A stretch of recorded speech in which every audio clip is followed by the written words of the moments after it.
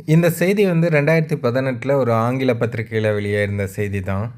அதாவது தமிழ் நடிகர்கள் வந்து அரசியலுக்கு வராங்க இல்லையா? அவங்களுக்கு வந்து எவ்வளோ மன்றங்கள் இருந்தது அப்படிங்கிறது பற்றி அப்போ ஒரு அறிவிப்பு ஒண்ணு வெளியிட்டிருந்தாங்க. அதில என்ன சொல்றாங்கன்னா, எம்ஜிஆருக்கு வந்து 60கள்ல 10,000 மன்றத்துக்கு மேல இருந்தது அப்படின்னு சொல்லியிருந்தாங்க.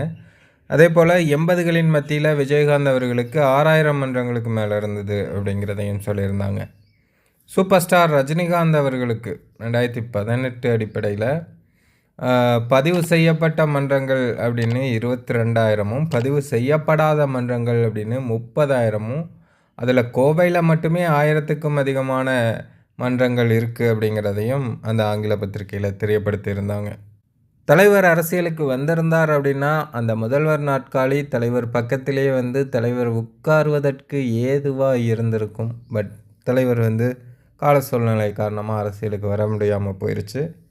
பட் தலைவருக்கு இருந்த அந்த செல்வாக்கு, அதாவது பட செல்வாக்கு மட்டும் இல்ல, அரசியல் செல்வாக்கும் கூட.